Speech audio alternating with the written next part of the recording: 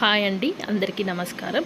ఈరోజు ఈ వీడియోలో పచ్చి మామిడికాయతో అలాగే ఉల్లిగడ్డలు వాడి పచ్చడి అనేది ఎలా చేయాలో చూపిస్తున్నాము. అందుకోసమని ముందు ఒక కడాయిలో కొన్ని జీలకర్ర, కొద్దిగా మెంతులు వేసి బాగా దూరగా వేయించుకోండి.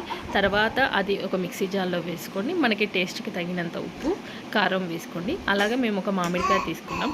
దాన్ని పొట్టంతా తీసి శుభ్రంగా కడుక్కున్నాక చిన్న చిన్న ముక్కలు చేసి ఆ మిక్సీ జార్లో వేసుకోండి. మరీ మెత్తగా కాకుండా కొద్దిగా కచ్చపిచ్చ అయ్యేటట్టు పేస్ట్ చేసుకొని పక్కన పెట్టుకోండి. ఇప్పుడు ఈ పచ్చడి తాలింపు పెట్టడం కోసం మనం వాడే మెయిన్ ఇంగ్రీడియంట్ వచ్చి ఉల్లిగడ్డలు. దాన్ని కొద్దిగా వెడల్పుగా సన్నగా కోసి పక్కన పెట్టుకోండి. ఇప్పుడు ఒక కడాయిలో నూనె వేసి దాంట్లో తాలింపు గింజలు, ఎండుమిర్చి, కొద్దిగా కరివేపాకు, పసుపు వేసి బాగా దూరగా వేయించుకున్నాక మనం వెడల్పుగా కట్ చేసిన ఉల్లిగడ్డ ముక్కలు ఉన్నాయి కదా, అవి కూడా వేసి ఒక 5 నిమిషాలు మగ్గనివ్వండి. ఆ తర్వాత మనం మిక్సీ జార్లో పేస్ట్ చేసుకున్న మామిడికాయ పచ్చడి ఉంది కదా, అది అంతా వేసి బాగా వేగనివ్వాలి. ఏంటంటే అది నూనెలో పచ్చడి అనేది పచ్చివాసన పోయేంత వరకు బాగా మగ్గాలి. అప్పుడు ఆ పచ్చడికి ఎంతో టేస్ట్ అనేది వస్తుంది.